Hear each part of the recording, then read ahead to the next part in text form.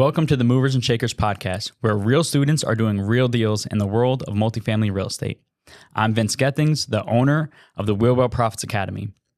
Listen in as we dive into the journeys of driven individuals who are turning their dreams into reality.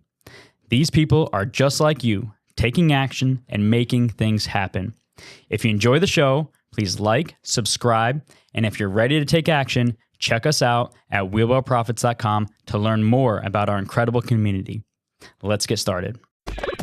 This is Movers and Shakers, where we interview the upcoming generation of make it happen multifamily investors to share their story. Welcome to the Movers and Shakers podcast. My name is Gino Barbaro, co-founder of Jake and Gino, multifamily investor, educator, father, mentor, and I am joined by my co-host, Joshua Ryan Rusin, the community director of Jake and Gino. Josh, how are you doing today? Gino, man, making it happen. Well, it's the holiday season and most people are taking their feet off the gas, just over here grinding, right? And it's, as Ed Milet calls it, separation season. So what's going on in your world?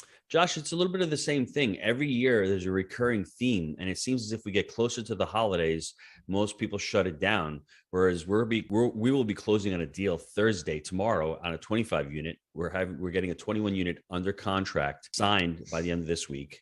We've got an offer accepted on a 10 unit. We've got a 13 unit accepted as well.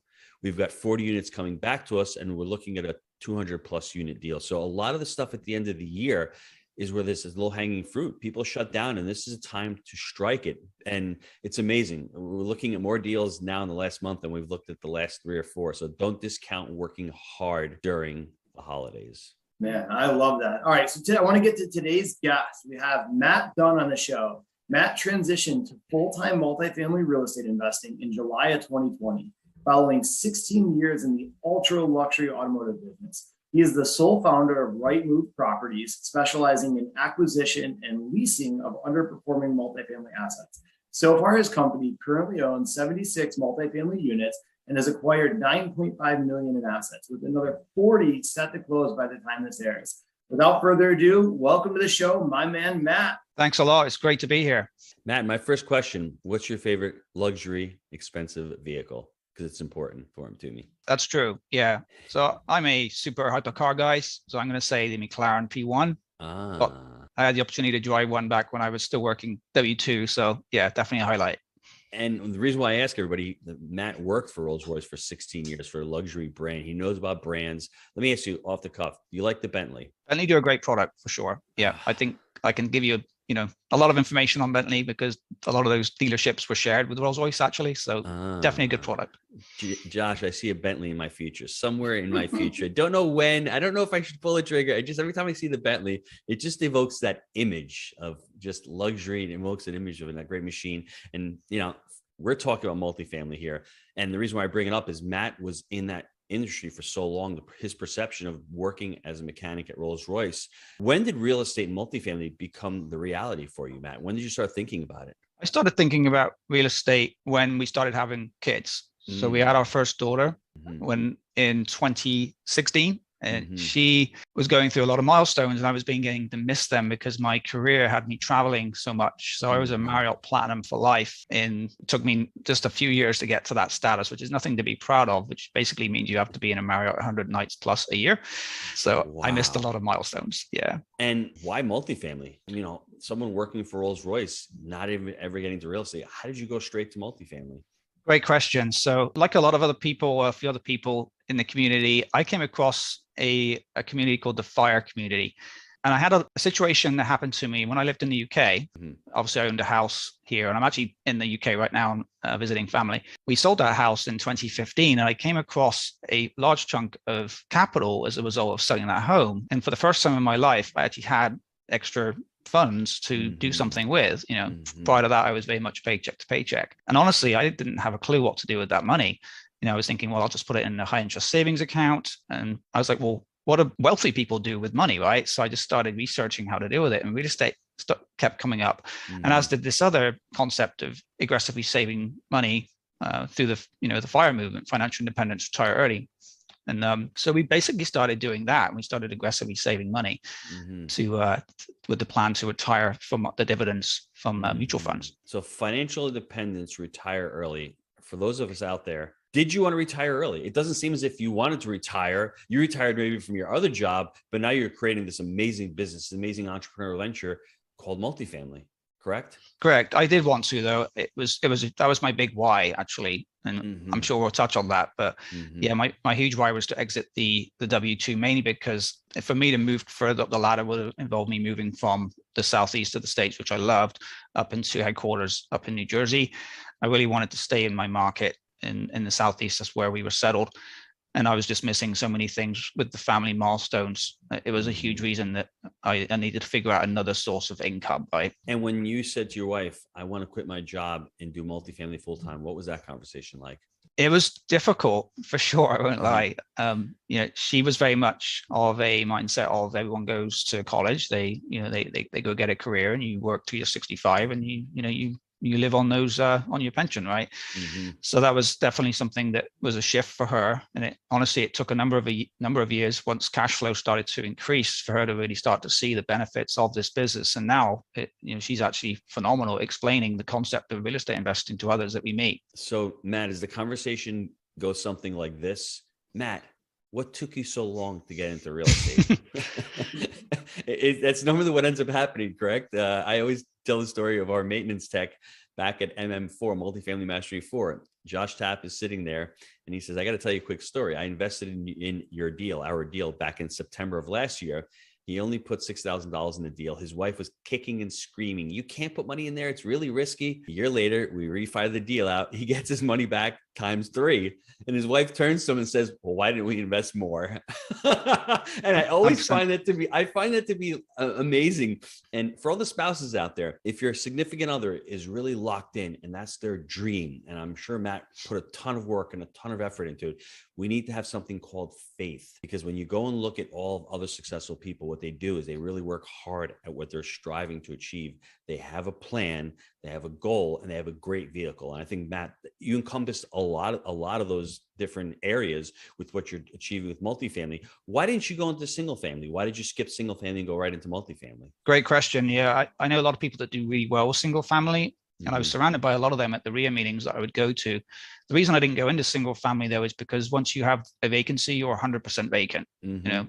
The first property I purchased, there was a opportunity to still have income, even with, 1 or 2 vacancies, which was still covering debt service. So for me, that was the main reason. And what were problems you were experiencing before you joined Jake and Gino? Yeah, great question. So I would say it was accountability. There's a number of things, but accountability, I would go through a lot of peaks and troughs of enthusiasm. So for example, I'd like listen to a podcast or attend an event. I get super excited. I make some moves. Then after a few weeks, I would kind of lose that momentum, The other thing would be, I lack kind of clarity and focus. I was all over the map with deal flow. So I'll give you an example. So I would be on LoopNet, for example, and I would just hover over 4 or 5 states looking for something that was in my price point. Not the way to do this at all. And I had no real deal criteria or a target market and didn't know how to even pick a target market. Another big thing would be I get to a point in a deal and I would stop because I wouldn't know who to ask the question. So for an example, maybe there was a zoning issue with the property or I had an assumable loan. I wouldn't understand what that even meant. And I would just stop moving forward. And the final thing I would say, I wasn't in the proximity of those doing the things I wanted to do to allow me to move forward and be surrounded by those people that are influential. I wrote these notes down. I want everyone to write them down if you're listening to this, because it's important. The first piece is the accountability.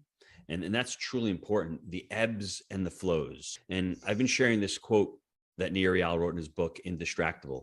It's our perception of who we are changes what we do. I think that when you join the Jake and Gino community, you're surrounded by multifamily investors in that community. All of a sudden, you're seeing what a multifamily investor does. You take the perception of that multifamily investor. You take that identity. And then all of a sudden, you're accountable. You're going to do what the multifamily investor does. You're going to underwrite deals. You're going to network. You're going to raise capital. That is a true amazing component. Investing in yourself, having skin in the game is truly important. The number 2, which I think is crucial, It's the buy right criteria. All of a sudden, you're just not trying to buy everything, and you're not trying to be everything to everybody. You have a certain criteria, whether it's the market, whether it's median income, whether it's the age of the asset, the cap rate, population growth, job growth, whatever it is specific to Matt Dunn, it's going to be different than it is for Joshua Rusin. Third one is the expertise. And I can share a story with both of you because on our third deal, I went through a very similar experience, a large asset. I had my mentor there with me every step of the way, holding my hand. It was a $4 million deal, a lot bigger than Gino, the pizza guy, could have ever done by himself. Jake was saying to me, Gino, we need to underwrite this deal. Bam, I had the underwriting over. Gino, I need a takeover checklist. Bam, I had it over. Gino, due diligence, had it over. Gino, I need a credibility book. I had it over. At one point, Jake says to me, where are you getting all this stuff? I said, my mentor, my coach. When I have a problem, just like you said, the assumable loan or the underwriting, or how do I get through due diligence? I was able to pick up that phone and ask somebody who has amazing amount of success. And that truly helped me and pulled me through that deal. I would not have been able to have completed that deal without a mentor.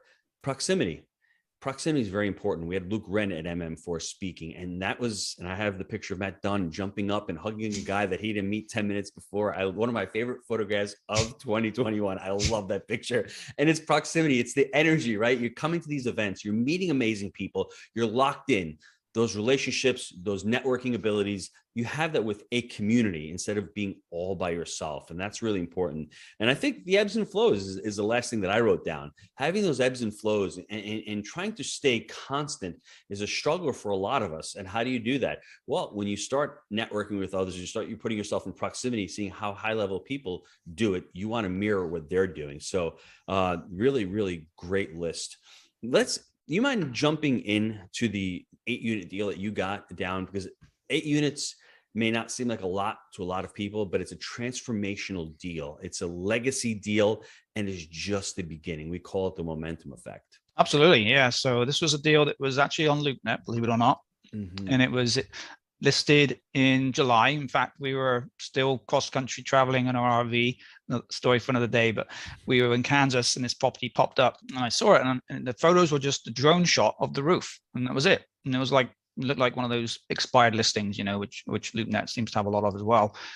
But so I just reached out to the broker. It was in a market that was somewhat familiar with, and I already had some boots on the ground there. My mother-in-law lives just down the street from there, so it made a lot of sense. Reached out to the broker just asking for the financials on the deal. He responded within half a day with the P&L, the rent roll, and it was available. I was kind of shocked, to be honest. There was no OM, there was no real description of the property. So I went through and it was self-managed as well. But the mom and pop owner actually had a tremendous. He was very organized. He had a lot of information on all the expenses and income, and it was very well managed. Mm-hmm. Just severely under market rents for the most part. Mm-hmm. So yeah, we got into negotiations. I kind of floated a price to the broker, and he said, "Yeah, absolutely, submit it." And the ask was $995. I went in at $912, so good below low.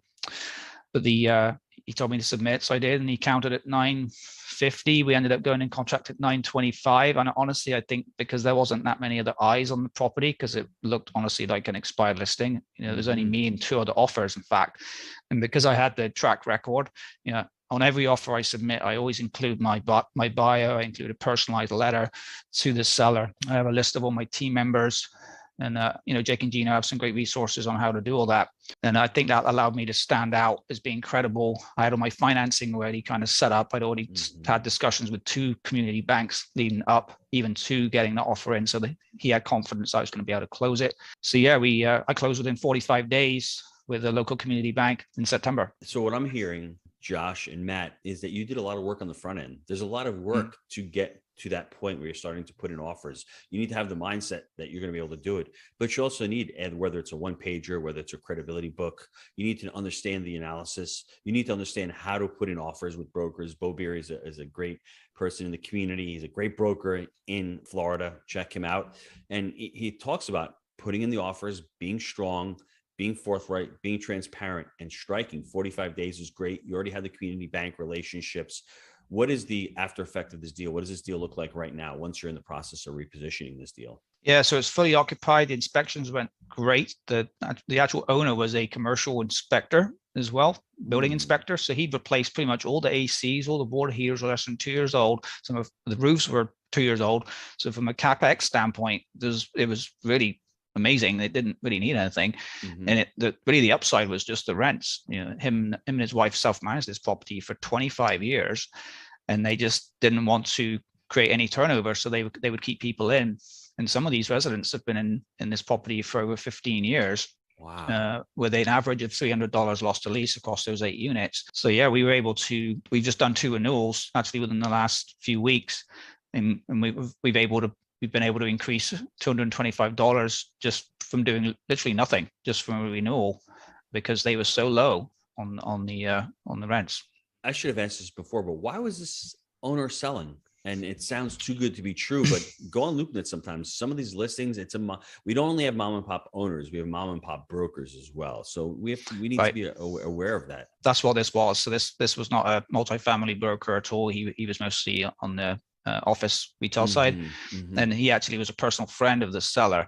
So that was the reason that it was listed to like that. The reason he was selling, honestly, he had it for so long. They were retiring and they wanted to do some more travel. They were quintessential working in the business, and they kind of got in their own way, honestly. Once we started understanding the way the property was being run and talking to the residents in person, they were thrilled. Actually, we were bringing in professional third-party management, because the owner was there almost every other day doing maintenance and working on things, and they just felt like he was a little bit on site too often. Micromanaging. He's doing his work, probably came out to be $3 an hour, but it's amazing the equity that he built over time. Mom and pop motivated seller who's owned the property for many years. So you did what we call valuation through operation, not just renovation. It's an amazing thing. I mean, an 8-unit deal like this, I'm assuming it's probably going to cash flow between $200 and $300 per unit once it's stabilized. So another $1,500 to $2,000 in positive cash flow. What's your exit strategy on this deal, Matt? This is going to be indefinite long-term hold. So we're confident we can refi at least 55-60% of our original capital within Excellent. 18 months to 2 years. We're definitely on target for that. So that's super exciting. And then after that, I'd like to hold it as long as possible. Wow. And what's the difference once you join the Jake and Gino community? What has the difference been for you as far as networking, deal flow, confidence? Can you go over that real quick for us? Absolutely. So this was a deal that I'd closed, after joining a community, and it was the first deal I'd done since joining as well. So, tremendous amount of learnings in that year. But for me, I think a couple things. I was able to identify my own skills and where I initially thought I was actually strong. It turns out that I'm not as strong in those areas. So for example, I actually thought I was a pretty strong underwriter coming into the program, and I actually thought I was fairly, poor at capital raising. Turns out I'm actually not a great underwriter at all. I'm kind of intermediate, right? But I'm actually decent at capital raising. So there's been some times when I've needed to raise some capital, and it's actually, I found it fairly easy to do. So that was huge. And how to look for partners has been a big thing for me as well. So when you meet someone at first, I always try to understand where they're strong, and so they can complement my skills. In the past, I never even had that, conceptually in my mind about when meeting people, where do they fit in potentially future partner roles, right? Yes. And the other thing would be focus. I was, just able, from the coaching, was able to gain clarity on, what my deal criteria should look like, and how to hone in on my target markets. Because like I said, I was kind of all over the map with that. That's a great segue into what is your buy criteria? What have you honed it down to? Because I know you've got 2 deals closing at the end of the year, the 24 unit and the 16 unit. What has that done for you as far as your confidence looking for those deals, being able to be focused? And sometimes it's much better to be able to say no quickly. That's the important thing. When you're an entrepreneur, if you've got 3 opportunities, if you can say no quickly to 2 of them and focus on one, you're more likely to be successful. So your buy criteria, what are you focusing on now going forward? Yeah, 100%. So up until this deal had closed, I was looking at between 20 and 70 units. That was the kind of the goal. I've actually upped that. So for next year, I'm interested in going bigger. I'd like to be between 50 and 150 Mm-hmm. 1980s and newer. I'm going to stick with the markets I'm already in, which is the Tampa Bay market, Lakeland, and all down to Fort Myers. So those kind of, those three areas. And there's a lot of sub markets all between there as well. And I'm in the area now with with where we live, so I'm able to get in front of brokers. And that's going to be the strategy, is acquisitions on the front end. I enjoy doing the tours, getting in front of the brokers, and the asset management piece I also enjoy. In terms of the actual property, Florida's really important to have brick. I don't usually look for anything with wood frames. The insurance is kind of too high. You get the termite concerns and water damage and everything else. Predominant 2-1s, pitch roofs, and the ideally central AC. That's definitely, you can typically get a greater income rental with that, and then washer dryers as well is a big upside. Matt, how long did it take you to develop that buyer's criteria? Because I think the first question that most students, when they're considering joining a community, is, I need to find a deal. That's all I need. And my pushback is, well, what is a deal to you? I mean, do you even have an idea of what a deal criteria is? When you go back and listen to what Matt just said, he listed out everything he's looking for. Washer dryer hookups is great. Central air, the markets themselves, the type of, brick instead of wood. That's really important to what Matt is looking for. I challenge everybody on this call listening. Have you created buyer criteria? Do you even know what a deal is like to you? Do you have an exit strategy? Matt on this 8 unit has the exit strategy. He's going to refi and roll. So he bought this deal on the front end with community debt, so he can go out. There's no prepayment penalty. There's no yield maintenance, and he can refi this deal after 18 months. These are a lot of the things that we teach at Jake and Gino, and a lot of the things that newer investors, they don't even think of, because I know I didn't. My first 25 unit deal didn't have an exit strategy, didn't have any criteria. I was just looking for a deal. Now Matt knows what a deal is for Matt. Everyone listening to this has to know what a deal is for you listening to this. Does that make sense, Matt? Absolutely. That's huge. I mean, especially if you're going to be in front of brokers, you cannot just call a broker and say, hey, I'm looking for a deal. Even if you have your market somewhat defined, you have to be able to give them information on the type of asset you want.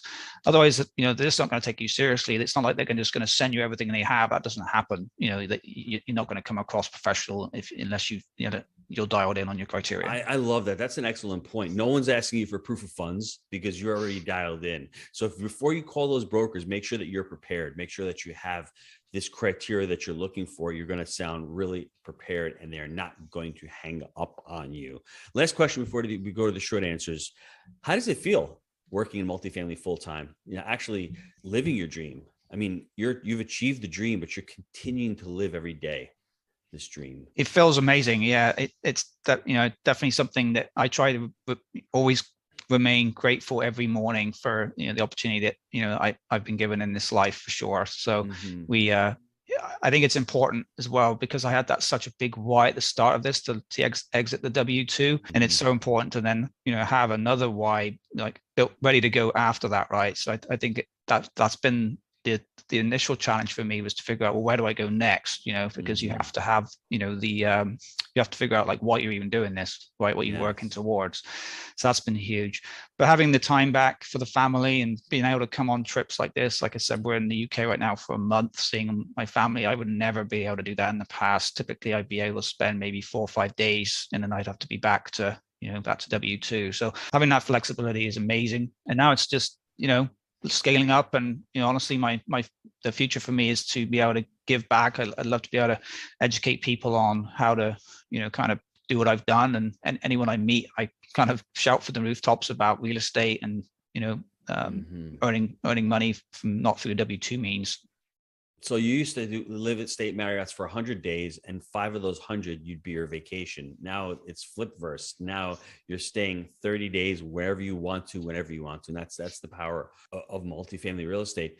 Matt, I lied. I'm going to give you one more long answer question, because as I'm sitting here, I'm thinking there may be some listeners out there saying, I don't know where to start. Matt's great. Matt's done it. Josh has done it. Gino's done it. Jake has done it, but I haven't even started yet.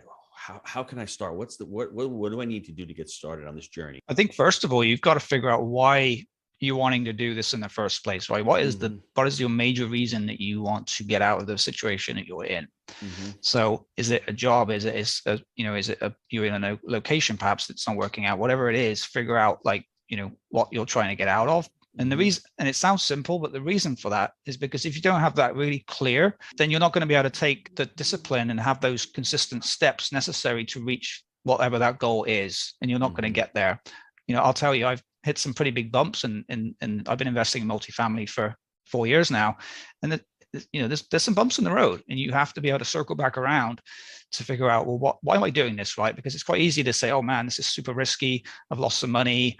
People are, family and friends, they think I'm crazy sometimes when I tell them about things that happen. And, so being able to circle back around and saying, no, this is the focus I have. This is the reason I'm doing it, and come back to that and allow you to, reset and keep moving forward is critical. I love that. What else? I think, the propelling you through those tough times is really the major thing. For sure. That's really the major thing that I could say. What I would say to add to that, when we first started out, that these are the mistakes that I made. I didn't really select the market. I mean, market selection is so important when you're first starting out. You have that clarity of where you wanted to go. I went to Knoxville just because Jake was there. I did it by default. So anybody listening to this, if you really want to get serious and get into multifamily, select a market that's going to work for you. Not just on job and population growth, but are you accessible to the market? Is it a market that you want to be in? Is it a market that's growing? These things that you need to focus on. And then ultimately, for me, I created the Jake and Gino community to be surrounded and to have proximity with other students, because it's a constant growth. It's a constant evolution. We're constantly learning. 3 years ago, I didn't know what the 3 pillars of real estate were. I learned them: market cycle, debt and exit strategy, through the community. So it's a constantly being surrounded by others who are pushing you, and you want to be in a community where you're always reaching up, right? You always want to constantly be striving to get better. And that proximity to me is really key. I will add to that. It's about adding value to others as well. Being, real estate, I'm so passionate about it. If you're not passionate about this business or what this business can do for you, yes, then I would, perhaps it's not a perfect fit, right?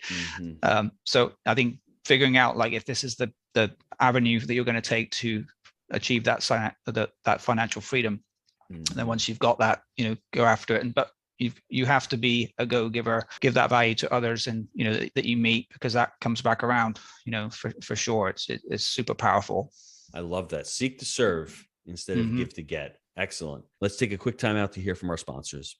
Gino, I know a lot of our listeners are wanting to take their multifamily investing business to the next level. I know that you've been hard at work helping Jake and Gino students do just that using our framework. Can you explain to the listeners how they can get our help? Guys, we've been hard at work growing our community of like-minded investors, and the results of our members has been nothing short of incredible. We're looking to grow this amazing group. What we're looking for is those who want to follow our proprietary framework that we've created: buy right, manage right, and finance right. Leverage our connections, education, and mentorship as ways to take your business to the next level. So if you're interested in finding out more about how you can become a part of our amazing community, apply to work with us at jakeandgino.com/apply. All right, Matt, I got some short answer questions here for you. So early on in the episode, we talked about the FIRE movement. There's really 2 ways to get rich. One is to cut expenses, and the other one is to increase your income. Which one would you say is the more powerful one to focus on, and why? I would say expenses, actually, from our experience, mainly because cutting expenses is kind of like a tax-free pay raise. Does that make sense? Yes. If you have to go after more income, you're going to pay in the extra, income tax on that, right? So for me, that was the strategy. And then, so Josh, I can piggyback off of that. That's what I ultimately did. The irony is, once you cut your expenses and you get your consumption down, what do you start doing? You start focusing on production, on producing more. And then all of a sudden your income starts going up by default, because you're producing more, you're consuming less. And then what happens is, the average American, they produce more, they consume more. They produce more, they consume more. But people in multifamily, people in the Jake and Gino community, what I've noticed is they're producing more, they're buying more assets that were not really worth focusing on the consumption. It goes back into the production, it goes back into that snowball, it goes back into the cash flow. So when you think about it, you're cutting expenses initially to get out of, and that's what I did to become financially free. And then all of a sudden you're making more than your expenses. And then that snowball takes over 2 or 3 years. As Bill Ham talked about, that conveyor belt, your assets start to matriculate, your cash flow starts to crystallize.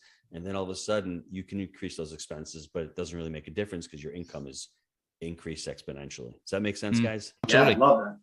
All right, Matt, next question for you. So you work for the most prestigious car brand out there, Rolls-Royce. Now, what would you say that you took away from how a business operates with that level of prestige? So one of the main things, and I'm actually able to kind of carry this through to multifamily as well, is how to work with people. So I was actually responsible for quite a lot of customer relations as well. So dealing with ultra net worth owners of these vehicles, it's you have to be very sensitive and be a good communicator and be able to solve problems. And that's what multifamily real estate investing, for that matter, is all about. It's problem solving. So coming from a technical background and moving into a customer relations field, you're not just fixing their car, you're fixing the customer as well. So and really the customer comes first. And I think that's where the property investing is most relevant, because you are solving a problem for not only the owner that you're purchasing the property from, but also those residents, that you're now responsible for as a new owner. That's a great answer, Josh. I love that answer. Yeah, I love that as well. All right, what about best habit for success? So I have I'll just give you a shout out here. This is my my daily planner. And I basically go through that religiously every morning, and it allows me to map out my day. I do the Miracle Morning a little bit as well. I know a popular method for being effective in the mornings. So that's really my main habits, is to get up early, go through my planner, visualize. I have a vision board. That's actually, that stuff works. Stuff on my vision board has happened. So it's great. Awesome. Yeah, I like that. All right. So there's been some really big takeaways in this episode. For me, it's about having clarity on what you're looking to achieve and why you want that. And then also being prepared, right? Standing out in a crowded market, and that preparation gets results. Gino, what do you have to add to that? Josh, what I think is cool about this podcast and the show is that Matt could have been successful and happy staying at X amount of units and being content. And instead he selected and he chose to invest in himself, join the Jake and Gino community. And then all of a sudden that investment's flourished into an 8-unit deal. It's flourishing to another 40 units by the end of this year. And he's refining and honing his skills. And it's a constant growth and evolution. He didn't have the clarity. He didn't have the focus before joining. He didn't have the network. He actually thought he was a great underwriter and a crappy capital raiser. It's just the flip opposite of it. And that's what happens when you work on yourself and you focus on yourself. And I think, Josh, the last thing I'll say is the planner works. We had the podcast with Nereal this morning, and, spend your time focused on what you value. If you can plan your day out on what your values are, you're going to be very, very effective with your time. And if you work on that every day and plan it out, stuff doesn't happen to you. You happen to stuff. You really take control of your day. You get on those broker calls. You're able to do those property tours. You're able to also relax and enjoy your day. Block out some time throughout the day to enjoy it and to cherish it. So when you're doing work, you're doing work. And when you're playing, you're playing. And that planner, has revolutionized Jake's life completely. And for myself, it's done wonders for myself as well. Love it. Matt, how can the listeners get a hold of you? Yeah, so email, phone. Email is matthew@rightmoveproperties.net. And then my cell phone number is 941-504-0548. And I'm on Facebook as Matt Dunn. And then I'm pretty active on LinkedIn as well as Matthew Dunn. Well, listen, Matt, I want to thank you for being an amazing guest on the show and sharing your movers and shakers story. Now, listen, if you like the show, please leave us a review. And until next time, let's make it a movers and shakers week. See you, everybody. Thanks, Matt. Thanks a lot. Appreciate it.